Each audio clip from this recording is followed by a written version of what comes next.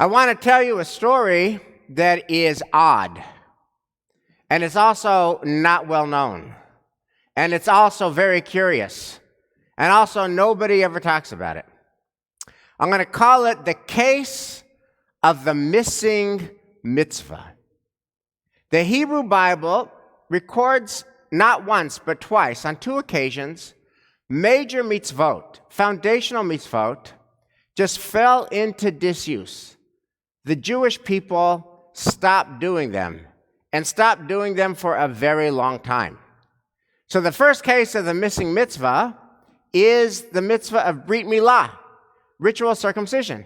Now this is as foundational as it gets. As you all know, God commands Abraham in Genesis to circumcise his son, and all Jewish parents of Hebrew newborn males to circumcise their son on day 8 as a sign of the covenant between God and the Jewish people. And yet, the book of Joshua relates that the generation of the Exodus, Dor HaYetziah, just stopped doing circumcision. Now this is really remarkable because this is the generation that personally experienced God's saving power. We read about the 10 plagues, but they experienced the 10 plagues. We read about the splitting of the sea, but they actually walked through the sea on dry ground. On Shavuot, we read about the Jewish people getting the Torah at Sinai, but they stood at Sinai. We read about manna from heaven. We read about it this morning, but they actually tasted, they actually ate manna from heaven. And yet, even though they experienced God's saving power very personally, for some reason they just stopped doing Brit Milah for 40 years. And here's the second case of the missing mitzvah. It's also foundational. The second book of Kings tells us that for hundreds of years, Jews stopped doing Passover. The mitzvah to tell the Passover story, also foundational. It's the first mitzvah directed to the entire Jewish people. In our own world, the mitzvah of Seder is the most commonly observed ritual. But for hundreds of years, from the judges, the Shoftim in the 11th century, King Solomon, King David, King Saul, the divided kings, they all forgot about Pesach until Josiah in 622 said, wait a minute, we forgot about Pesach, we have to do Pesach. Now, you might wonder, why is it that the Jewish people would just forget about the mitzvah of Brit Milah for 40 years? Why is it that the Jewish people would just not do Passover Seders? March comes, April comes, and for hundreds of years they don't think about doing a Pesach Seder. And the Bible doesn't tell us why, it just tells us that it happened. And I had always thought of these stories as a dangling curiosity, interesting and noteworthy, but I'd never at least given a sermon on it because I didn't consider it to be our problem. But now, I think it's our problem. And now it's urgent. Because it may well be that the Jewish people today, in May of 2021, have our own case of the missing mitzvah. And our case of the missing mitzvah is the mitzvah of coming together in shul, to be together, to pray together, to do kiddush together. And this question really is ripe right now on May 29th. Because May 29th means that we can come back together again in shul. Those who are fully vaccinated are welcomed back in shul. But the question is, will we want to be? We can, but will we want to be? And I have had so many conversations over the pandemic, so many I can't even count them, that make me wonder whether our generation is in the middle of its own missing mitzvah. So here's how one kind of conversation goes. It goes like this. Rabbi, we just want to thank you so much, thank your colleagues, the clergy team, for doing services during the pandemic. And then they'll go on to say, I love Zoom services. I love live stream. I love online. Why do I love it? Well, I don't have to shower. I don't have to get dressed. I don't have to drive. I don't have to park. I don't have to put on my social face, and, Rabbi, don't be offended, but it doesn't take the whole morning. And then what they'll say is, I'm at home, I'm in my pajamas, I'm in my bathrobe, I'm drinking my coffee, I tune in, I get what I want, I tune out, I get a dose of spirituality, and it doesn't take the whole morning. Rabbi, I prefer online to being in services. That's one conversation. The second conversation is different, but it comes to the same conclusion.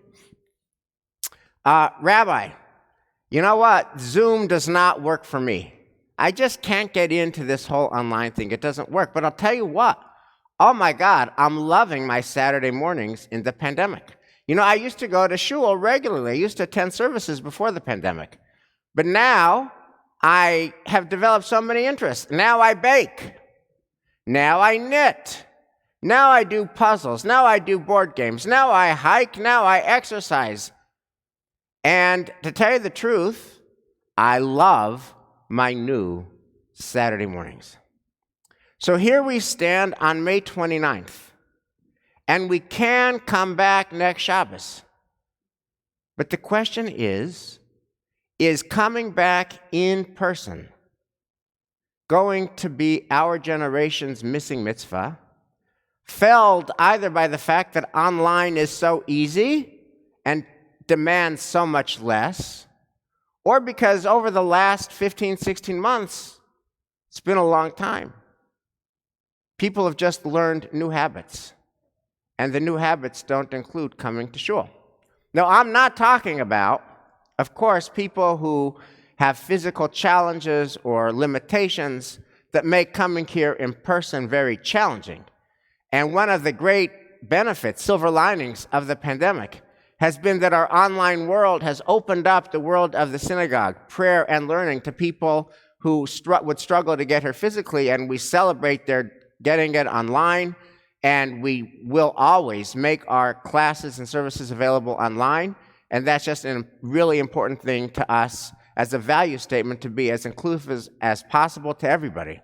But I'm talking about the people who can come back in person. Will this be like Brit Milah at the time of Joshua? Will this be like telling the Passover story for hundreds of years during the periods of our kings? Will people just forget to do it? So I had a very interesting conversation this week. We had a board meeting, which was online, as all of our board meetings have been. And the issue up for discussion was, for our final meeting of the year, the annual meeting in June, should we do it online, or should we come back in person? Because it's after May 29th, and fully vaccinated people could come back in person. And maybe it could be like Saturday Night Live. Saturday Night Live, for its last SNL, last Saturday night, they were in person before a full house. Their last episode was the first episode it was like that. And maybe our last board meeting, because the pandemic is now ending and as a sign that it's over, we'll all come back in the Adelson Community Hall, and we'll end with such an emphasis and positive energy.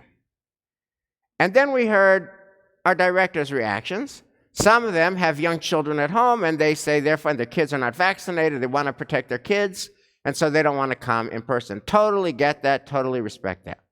There were other reasons that directors didn't want to come back in person. They are fully vaccinated, and they don't have kids at home, but they're not yet comfortable. And being comfortable is very important. They're not yet comfortable. And then there was a sense that if we do it in person, it will be a smaller crowd. And if we do it online, it will be a bigger crowd. But the truth is, that's always going to be the case. Because coming in person, and all of you who are here today know this, that takes energy. It takes commitment. It takes time. Online is click in, click out. Doesn't take energy, doesn't take commitment, doesn't take time. It's a much lower bar. So you're always going to have more people online, which means, dear congregation of Temple Emmanuel, we have a challenge. From 1933, when we were founded, until March of 2020, we were an in-person religious community. 7 days a week, 365 days a year, Temple Emmanuel members and our friends and family met in person. And the good news was that during the pandemic emergency, Zoom and live stream kept us together and saved our lives. And the challenging news is that Zoom and live stream worked so well, it poses a real threat to our coming back together as an in-person community on the other side of the pandemic. Now, whatever happened to the cases of the missing mitzvah? How did those get resolved? Well, the answer is that in both cases, an external force came and changed things. So in the case of Joshua, Joshua is the military leader. He's very strong. He's the leader. And Joshua says to the people, hey, people, we got to do Brit Milah. We're doing Brit Milah again. And it's actually one of the Haftorahs for Pesach. The people say, okay, Joshua, you're the warrior, the leader. We'll do Brit Milah again. In the case of Josiah, Josiah says, hey, I'm the king. I don't like my people not doing Pesach. We're going to do Pesach. And they say, you're the king. Okay, we'll do Pesach. But we don't have Joshua. And we don't have Josiah.